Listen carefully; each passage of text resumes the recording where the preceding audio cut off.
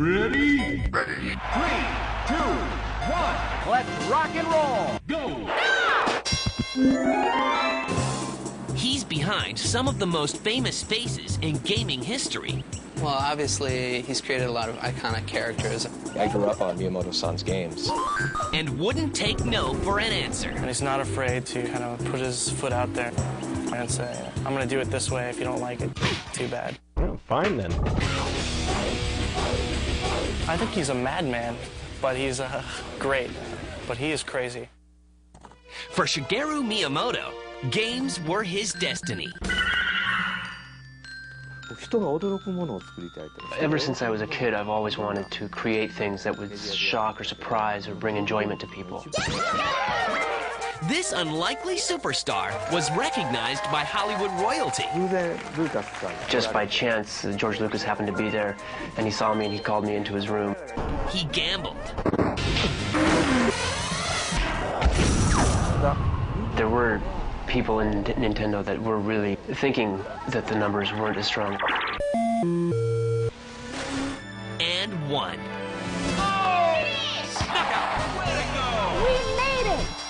He's a pioneer. I mean, everything he does pushes the envelope.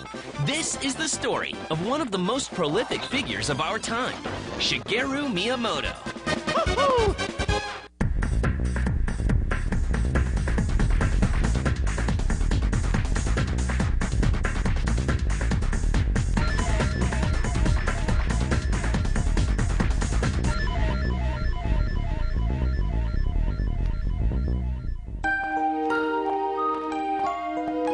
Shigeru Miyamoto is born in Kyoto, Japan, with a more than active imagination. He was quoted as saying, when I was a child, I did nothing but draw cartoons and manufacture puppets. I had, in elementary school, done a lot of making my own puppets and doing puppet shows. But then as I grew up and got into middle school, that was when I really got interested in drawing comic books. His yearning to create led to some very unusual thoughts. And I did think that it would be nice if I could be in a condition where all I had to do, or all I really could do, was draw comic strips. And so I thought if I could have some kind of illness where I didn't feel any pain or have any trouble, but still had to be in the hospital all day and draw comic books, that would be great. Nobody else would that sound like a normal sentence, but coming from him, it just seems to click. By age 11, Miyamoto becomes obsessed with heroic characters. Well, actually, it was on TV where I would see a lot of the puppet shows, and that was where I'd gotten the influence to do that. So that was actually kind of a more earlier thing than getting the TV and getting the interest in the superheroes. He goes on to attend Kanazawa College of Industrial Arts and Crafts, taking up the banjo and bluegrass. But he spends most of his time sketching and listening to music. After graduating in 1977, Miyamoto is hired as Nintendo's first industrial designer. Nintendo is better known for manufacturing a variety of goods, from playing cards to toys. I mean, even when I first entered the company, it was really my goal to design and ultimately sell these products, really toys that I was interested in. Miyamoto begins designing board games and packaging for toys. Impressed with his young upstart, Nintendo chairman Hiroshi Yamauchi reassigns Miyamoto to a team working on computer games. By 1980, a wave of arcade games flood the American market. Asteroids, Space Invaders, and of course, Pac-Man develop a fanatical following. Hoping to capitalize on the wave, Nintendo releases Radar Scope, their first arcade game. But the games fail to capture an audience. Desperate for a hit, Yamauchi asks Miyamoto to design a video game using a popular character who loves to eat spinach. We began development on that game originally with the idea of using Popeye. Nintendo negotiates with King Features to use the Popeye comic as a video game, but the Popeye license falls through. and Miyamoto looks to his past for inspiration. Going into the mountains and playing in the mountains as a kid and finding caves and whatnot, and that sort of exploration too really lingered in my memory. And so later on in life, when I did start making video games, it kind of came back into play in my imagination. You know, he's a kid at heart. You can kind of see that. Ever since I was a kid, I've always wanted to create things that would shock or surprise or bring enjoyment to people. He finds exactly that in a goofy gorilla. Of course, the gorilla would need a keeper in the form of a carpenter. Miyamoto goes to the drawing board. So Mario then became really the perfect game for kind of this jumping around and active expression, and just the motion on screen really became the best game for that type of action. All he needs now is a name. Kong suggests gorilla, who is donkey stubborn. They combine the words and name the game Donkey Kong. To me, Donkey Kong holds a very precious place for me because that was really the first time where I was recognized for my work in game design. And unlike its predecessors, Donkey Kong is the first character-based arcade game. His style is mostly visual. It's always cute, it's always colorful, and it's always a little wacky. These wacky characters need a story to rescue your girlfriend from the King Kong-like gorilla. A dramatic change from the shooting and tennis-style games of the past. I mean, up to that point, video games had been designed mostly by technical people, and it was really the first time that a designer had actually created a game and been recognized for that work. In 1981, Donkey Kong is ready for shipment overseas, but not everyone is thrilled with the final product. These games were sent over, they were in the arcades, and nobody knew quite what to do with them. And you know, it was put into one kind of arcade location, and it did very well. More and more people were playing, and quickly we realized in America that we had a hit. And he's not afraid to kind of put his foot out there and say, I'm going to do it this way. If you don't like it, too bad. And most people in the end love it. And they do. Donkey Kong hits American shores and becomes a smash success for Nintendo. But by 1982, the arcade business hits a slump. There's a lot of product out there. It wasn't selling. Retailers didn't want to, you know, get into video games anymore. That quickly changes, however, with the debut of the Atari home console. Nintendo is not far behind with their own home console, the NES. Yamauchi turns to his young prodigy to create another game. So Miyamoto gets creative. He takes a B player and makes him the lead. And then here was this little Nintendo Entertainment System coming over from Japan, and this character, you know, Mario, you know, what was this about? This time, it's all about Mario. Super Mario Bros. Is released in 1985 and instantly becomes a hit with audiences. There was a soft launch in New York at the time, and it did phenomenally well. Mario is very expressive in terms of his action, and he jumps and he runs, and that's something that children do, and they're very expressive in terms of how they move and act. The unfolding passageways of the game were influenced once again by Miyamoto's childhood. And I remember growing up and reading an interview with him and saying how he rode his bike to work, and he drew upon his childhood for inspiration of when he'd roam the countryside and explore caves and everything. Mario's subterranean world is a reminder of the cool caves he explored as a boy. That sort of exploration too really lingered in my memory, and so later on in life, when I did start making video games, it kind of came back into play in my imagination. Miyamoto includes magic mushrooms, warp zones, and invisible doorways. Mario is an international hit, but he wouldn't be the only character to lead Miyamoto and Nintendo into the record books.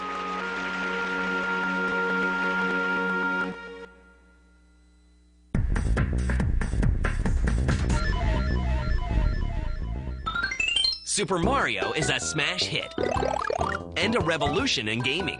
By creating worlds for players to explore and hidden elements to discover, the game sets the standard for all future home consoles. fun. I mean, that's what it all boils down to. He somehow knows how to make a game with really tight controls, very compelling to play, challenging enough that you're going to be playing it for a while. It's always a little wacky. You've got trees walking around and flowers smiling, but, you know, it's fun, and he makes it all come together quite nicely. And usually just cute enough and just cool enough to pull in every audience. By 1987, Super Mario Bros. Sells a staggering 27 million units. Mario becomes one of the most beloved game characters, spawning endless merchandise and even a film. And even Miyamoto is surprised by the success. I realized that, you know, this wasn't just, you know, how good the game was. There was something more at work there. And sometimes I wonder if it wasn't just, you know, intervention from up above. And all of a sudden, video games were back on top, and it's all thanks to Mario Brothers. And here was a game that featured a character. It was different. It was an adventure game, something people hadn't seen before. And, you know, it went on to be, you know, probably the top-selling video game of all time was that original Mario Brothers game. Mario was, of course, the first game to become a really huge hit all around the world and generate lots and lots of fans.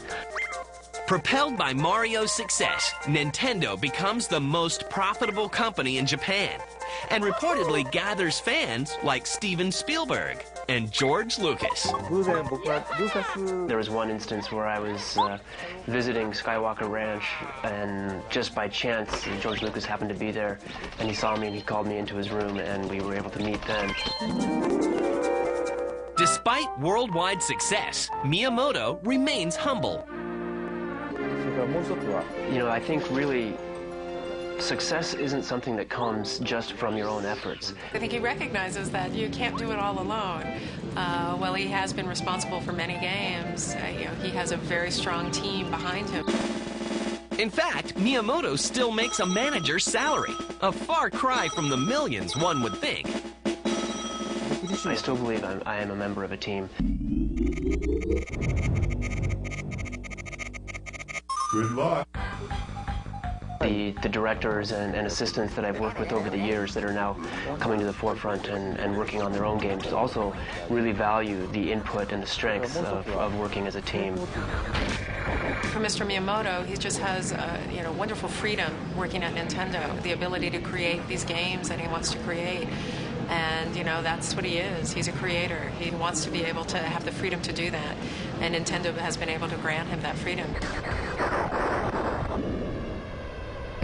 We've worked together this whole time and remained very loyal to each other, and I think that's a very, very important part of our team.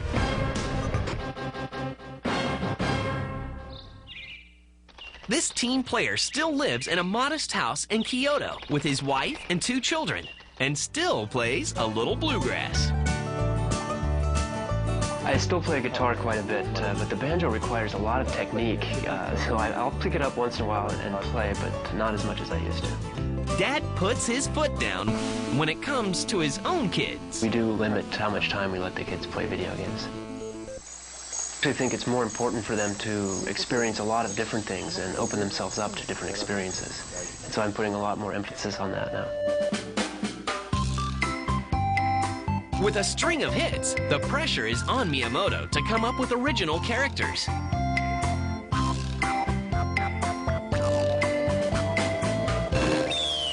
Once you have a success, you want to be able to repeat that and to continue to be innovative. And unfortunately, Mr. Miyamoto has an incredibly creative mind. And Mr. Miyamoto responds. Miyamoto adds another unforgettable character to his roster. And for Zelda, really, it was kind of this idea of exploring a maze and really getting lost as you're having an adventure, where the start for that game came from. The more that I remembered my experience as a child and exploring the caves, and that I began to pile those experiences on top and to kind of help with the expression and the expressive qualities of the game. The Legend of Zelda for the NES also sets records. Really, that was the first time that something like a Japanese RPG game, a role-playing game, sold very well overseas and became a huge international hit. September 1996, Nintendo 64 debuts and follows the extraordinary success of the Super NES system released in 1991. truly a revolution in game development. The console allows players to change their point of view. The result is a game that acts more like an interactive cartoon. Well, the Nintendo 64 was really, at long last, the system where we could truly create games and worlds in 3 dimensions. Miyamoto designs the Nintendo 64 flagship title, Super Mario 64. This takes the world's favorite plumber and puts him in an epic 3D environment.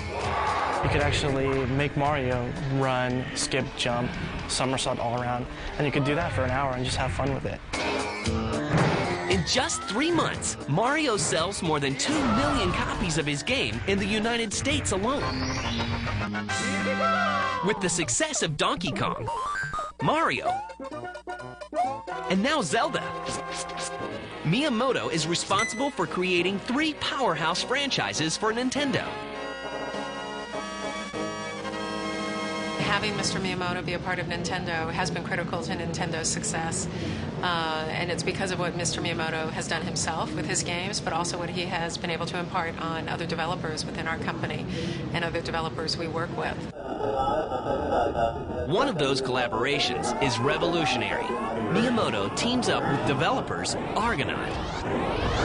Not only was the first 3D game on a video game console, but also they let us design a 3D chip, which was the world's first graphics accelerator. Argonaut develops a special FX chip for the Nintendo cartridges, enabling a true 3D experience.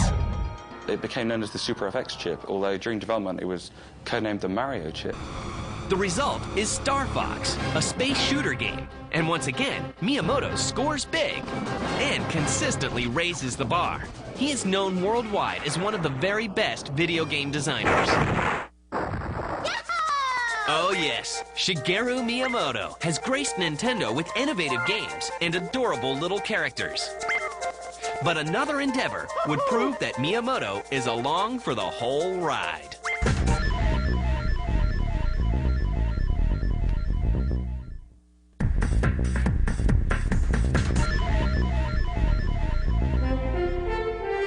By 1998, Miyamoto is heralded as a legend in his own time. His quest for great games continues with the release of a game that mirrors our favorite fairy tales.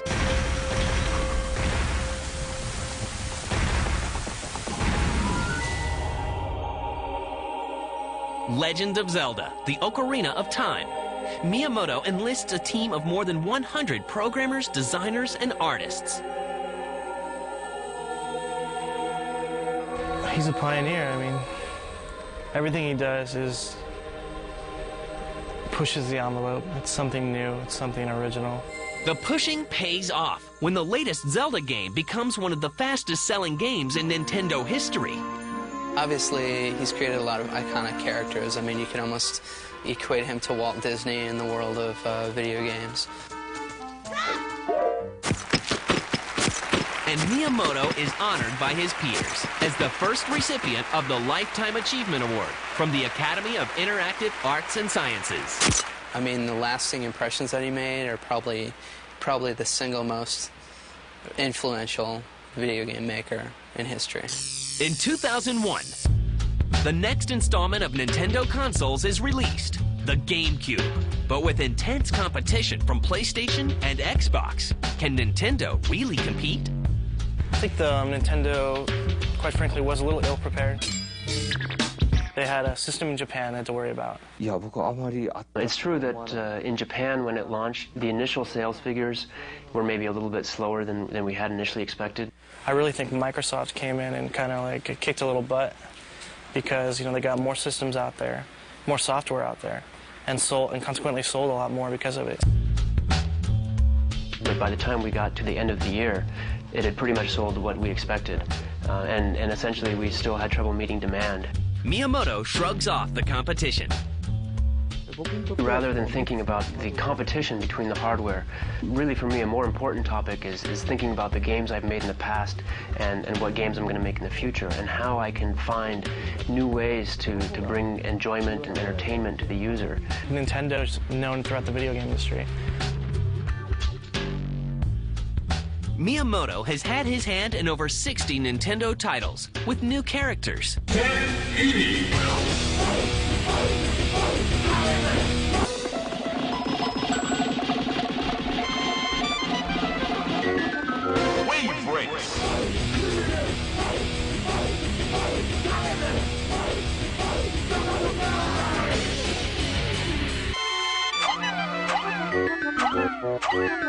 And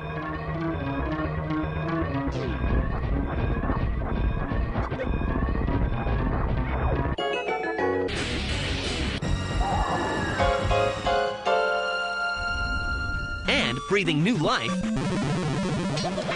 into old favorites. Mario Tennis.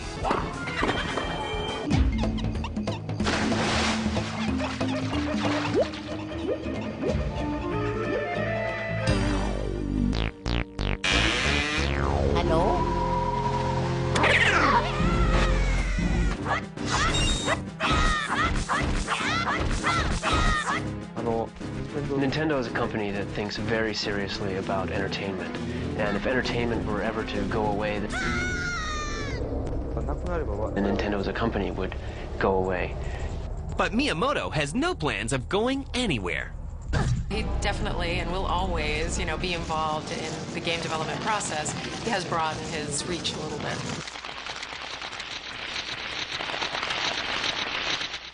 So lately, I've taken on a lot of more managerial style roles within Nintendo, and it's kept me quite busy. But at the same time, I'm definitely interested in continuing to work on games, and I will continue to work on games. I think in the future, it's going to be a lot more of him sort of pushing the boundary.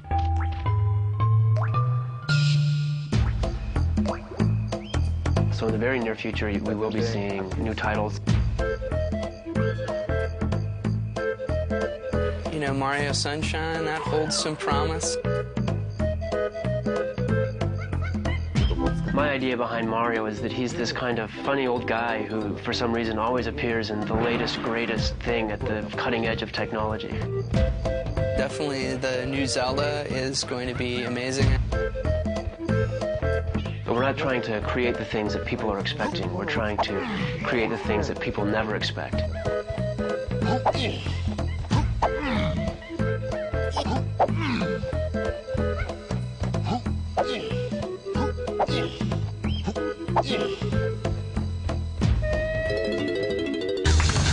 and gentlemen, please welcome Nintendo's own Shigeru Miyamoto. So Shigeru Miyamoto has proved to be a man of ethics and innovation. But more importantly, he refuses to grow up. In many ways, he's one of the true pioneers, not only of great game design, but of infusing entertaining character into his characters, which is something that today our industry still has a lot to learn about. This is the year that our leading characters really go to work in a number of new titles. So here I'm going to play a little bit more with our latest title. But beyond anybody else, I still think Nintendo will be at the forefront there. So let's play a little bit. He's pretty much genius. I mean, he's it, man. Miyamoto is obviously, most of the console industry stands on his back in terms of history. Mr. Miyamoto has an incredible mind. He's very creative. It's infectious. Here's this man who has created some of the most endearing video games.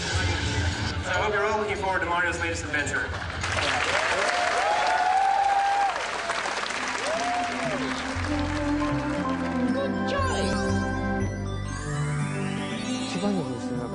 I had absolutely no idea that things would get this big. I couldn't even imagine it.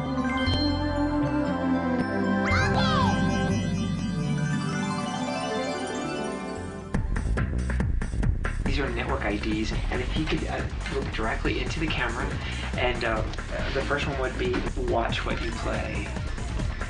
Watch what you play. Watch what you play. Watch you what play. Watch what you play. Watch what you play. そうですね。もう一回言います。はい。Watch what you play. Perfect. Thank you so much. Yeah, all right.